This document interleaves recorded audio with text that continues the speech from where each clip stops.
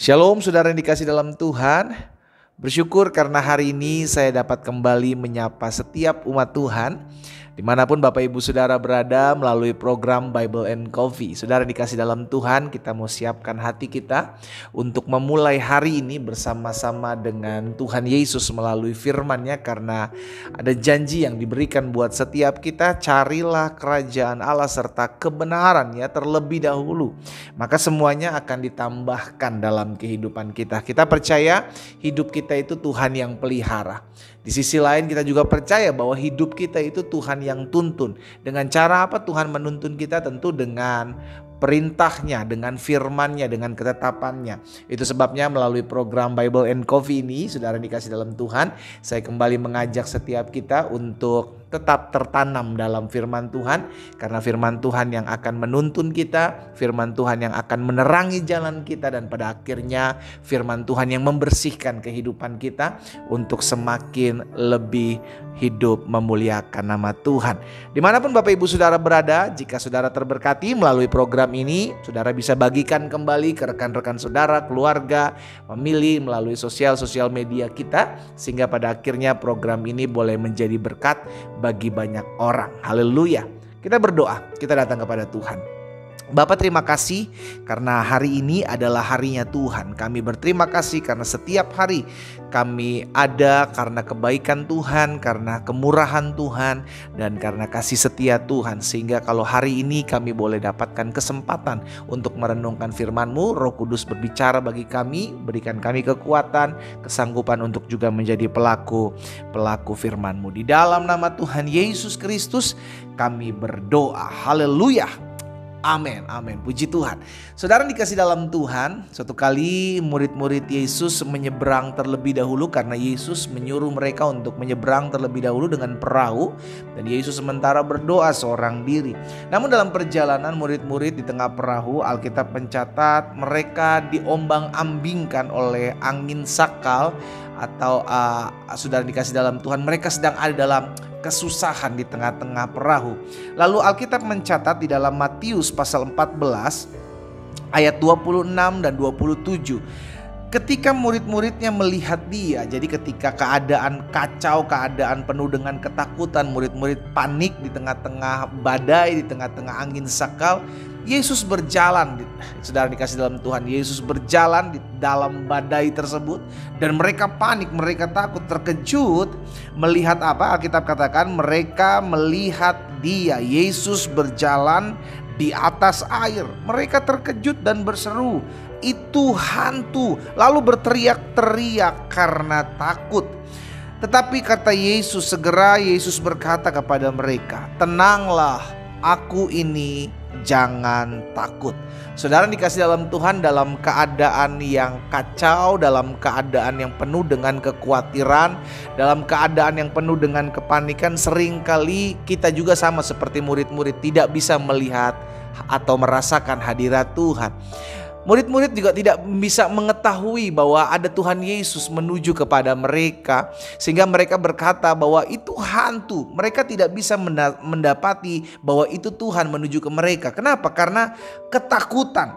Mereka penuh dengan ketakutan, mereka penuh dengan kekacauan, mereka panik karena saat itu kapal akan tenggelam. Sudah dikasih dalam Tuhan, kapal perahu yang mereka naiki sedang mengalami kekacauan gitu, paniklah di mana-mana.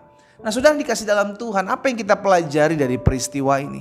Seringkali kita dalam menghadapi masalah, kita juga tidak merasakan hadirat Tuhan. Dalam kita menghadapi badai kehidupan kita, mungkin dalam rumah tangga, dalam ekonomi, dalam kesehatan, seringkali kita bilang, "Tuhan, kok seakan-akan Tuhan gak tolong kami ya? Kok seakan-akan Tuhan gak dengar doa kami?" Kita merasakan kayaknya tuh seakan-akan Tuhan tuh jauh. Saudara, kita pernah merasakan hal itu, dan saya percaya kalaupun hari ini engkau sedang mengalaminya, Tuhan hendak sedang sampaikan sesuatu buat setiap kita, bahwa Dia selalu ada bahkan di tengah-tengah badai kehidupan kita sekalipun. Hanya seringkali kita tidak bisa merasakannya. Karena apa? Karena kita penuh dengan ketakutan. Seringkali kita tidak bisa merasakannya, tidak bisa menikmati hadirat Tuhan, karena kan janjinya jelas. Dia adalah Immanuel, selalu ada bersama-sama dengan kita. Lalu kenapa pada saat badai seakan-akan Tuhan itu terhilang, Tuhan itu tidak terasa, tidak dapat dinikmati oleh kita hadiratnya? Berarti bukan Tuhannya tidak hadir, hanya kitanya gagal fokus. Yesus hadir di tengah-tengah badai pada saat murid mengalami kegalauan, ketakutan di tengah-tengah kapal, di tengah-tengah perahu yang sedang diombang-ambingkan oleh angin sakal pada saat itu. Yesus ada di tengah-tengah perahu, di tengah-tengah badai. Saudara dikasih dalam Tuhan, bagian kita terkadang seringkali gagal fokus. Itu yang membuat kita tidak bisa merasakan, dan seakan-akan kita bilang Tuhan tuh kayaknya gak hadir ya di tengah-tengah badai. Tuhan tuh kok kayaknya gak tolong saya ya. Bagaimana Tuhan bisa tolong saya? Kalau saya menghadapi pergumulan ini, bagaimana saya bisa mencintai Tuhan kalau saya tidak pernah merasakan hadirat Tuhan di tengah-tengah pergumulan yang saya hadapi? Tuhan tetap ada di tengah-tengah badai yang setiap saudara dan saya hadapi hari-hari ini. Dia tetap ada di dalamnya. Itu sebabnya kita akan lihat apa perkataan Yesus kepada murid-muridnya, saudara. Perkataan Yesus adalah, tenang, aku ini, jangan takut. Dari 3 hal ini kita belajar 3 hal penting. Yang pertama, tenang itu bicara tentang jangan fokus kepada masalah. Kalau kita tidak tenang, maka kita hanya fokus kepada masalah. Kita buru-buru cari jalan keluar, kita nggak tahu mesti apa, kita panik, kita galau, kita fokus kepada apa yang kita lihat di depan kita. Murid-murid melihat angin sakal, murid-murid melihat, waduh, kapal perahu ini udah mulai tenggelam, kita mulai ketakutan. Itu mereka mulai takut. Itu sebabnya perkataan pertama yang Yesus ucapkan kepada murid-muridnya di tengah badai adalah tenang. Saya ajak setiap kita umat Tuhan yang kau hari-hari ini gak bisa merasakan hadirat Tuhan karena masalahmu terlalu besar, engkau katakan pergumulanmu terlalu berat, engkau bilang tenang dulu.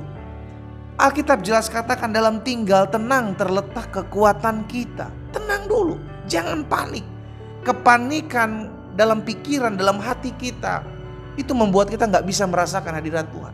Dan seringkali Tuhan ngomong dalam hati dan pikiran kita tentang apa yang harus kita lakukan, kita tidak terdengar. Kenapa? Karena yang kita fokus hanyalah masalah yang ada di depan kita. Nanti kalau kejadian gini gimana? Nanti kalau kejadian itu seperti apa? Nanti kalau kemudian akan terjadi seperti, kita udah keburu panik, saudara. Hari ini firman Tuhan mengingatkan kepada kita, kalau engkau sedang ada di tengah-tengah badai, engkau tidak merasakan hadirat Tuhan, pertama yang kau harus lakukan, tenanglah. Sama-sama bilang sama saya harus tenang. Yang kedua, Yesus bilang, aku ini. Ini membuktikan kepada murid-muridnya, hei, engkau ada berjalan bersama-sama dengan aku. Ketahuilah siapa yang bersama-sama denganmu di dalam badai.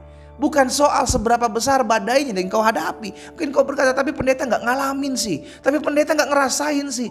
Apapun badai kita, Yesus kita tetap sama. Saudara mungkin bilang, badai saya lebih besar daripada badai yang pendeta pernah hadapi. Tapi saya juga mau bilang, Yesus kita sama, saudara. Yesus yang ada dalam kehidupan saya juga adalah Yesus yang sama dalam kehidupan badai, dalam hidup saudara dan saya.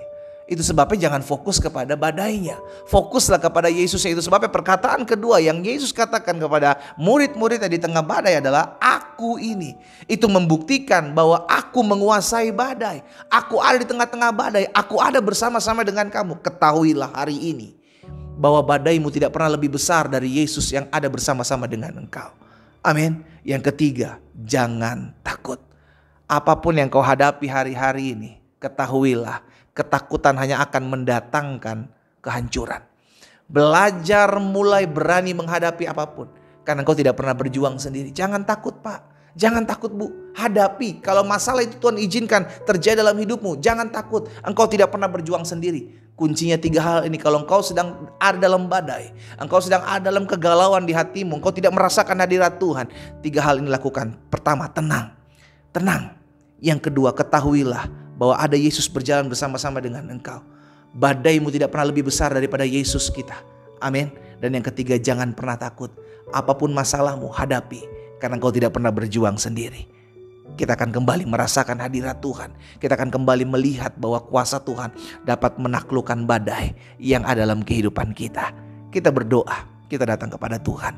Bapa, dalam nama Tuhan Yesus, terima kasih buat berkat firman-Mu yang hari ini menguatkan, mengingatkan kami bahwa kami harus tenang, kami harus mengetahui siapa yang jalan bersama-sama dengan kami, dan kami gak boleh takut menghadapi apapun, karena kami tahu kami tidak pernah berjuang sendiri.